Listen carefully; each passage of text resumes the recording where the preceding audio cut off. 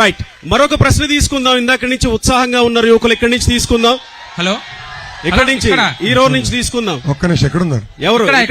ఇక్కడంటే ఎక్కడ స్వామి? ఇక్కడ స్వామి. స్వామి స్వామి స్వామి రైట్. నమస్కారం సార్, నా పేరు రామకృష్ణారెడ్డి.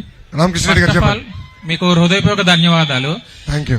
ఇంతమందిలో వాళ్ళ యొక్క ఆలోచనలు తీసుకొని సమాధానాలు చెప్తున్నారంటే మీ దమ్ము ధైర్యం ఏంటో మాకు అర్థమవుతుంది.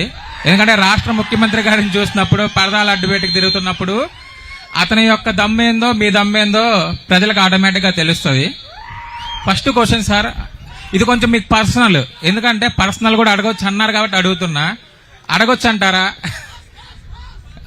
ఏం లేదు, no problem. Yeah, thank you so much sir. First of all, YS Sharmila garu మీకు క్రిస్మస్ కి విష్ చేస్తూ గ్రీటింగ్ కార్డు పంపారు. అది మీరు ట్వీట్ చేస్తూ రీవిషెస్ చెప్పారు ఆమెకి. అది మీరు పర్పస్ఫుల్ గా చేశారా? అంటే అప్పటికే వాళ్ళిద్దరికి విభేదాలు మొదలయ్యాయి, అన్నా చెల్లెళ్ళిద్దరికి, వైఎస్ జగన్మోహన్ రెడ్డి గారికి, షర్మిల గారికి. అంటే మీరు కావాలనే పర్పస్ఫుల్ గా దాన్ని తీవ్ర స్థాయికి తీసుకెళ్లాలని చేశారా, లేదంటే క్యాజువల్ గా చేశారా? తమ్ముడు, ఇప్పుడు అడుగుతున్నా, మనకి రాజకీయంగా శత్రువులు ఉండొచ్చు, కానీ వ్యక్తిగతంగా శత్రువులు ఉండరు. సో షర్మిల గారు ఆనాడు క్రిస్మస్కి కేక్ పంపించారు. ఆ జెస్చర్ నాకు నచ్చింది, ఎందుకంటే రాజకీయాలు గౌరవించుకోవాలి. దాంట్లో భాగంగా ఆమె కేక్ పంపించారు, దానికి నేను ట్వీట్ పెట్టా, థ్యాంక్ యూ వెరీ మచ్ అని. ఎందుకంటే షర్మిల గారి నంబర్ నా దగ్గర లేదు, అందుకే నేను ట్వీట్ చేశా. ఇప్పుడు మా కుటుంబం 1992లో హెరిటేజ్ స్థాపించింది.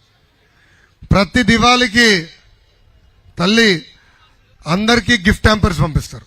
అంటే హెరిటేజ్ ప్రోడక్ట్స్ అన్ని తీసుకెళ్లి వాళ్ళ ఇంటికి పంపిస్తారు. ప్రతిపక్షంలో, అంటే ఇప్పుడు అధికార పార్టీలో ఉన్న మంత్రులకి, ఇటు ఆంధ్ర రాష్ట్రం కానీ, తెలంగాణలో కానీ, తమిళనాడులో కానీ, కర్ణాటకలో కానీ మేము పంపిస్తాం. ఎందుకంటే that is one way of respecting people.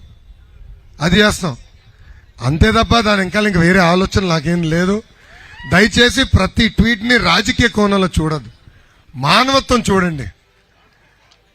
Bandage బబులుకి మానవత్వం ఉండకపోవచ్చు, కానీ మీ లోకేష్కి మానవత్వం ఉండదు. రాజకీయాల్లో ఉంటాం, రాజకీయాల్లో మేము విభేదిస్తాం, అది డిఫరెంట్. కానీ ఏనాడు వ్యక్తిగతంగా మేము తీసుకెళ్లేదు. మా పోరాటం వ్యక్తిగతంగా ఎప్పుడు లేదు.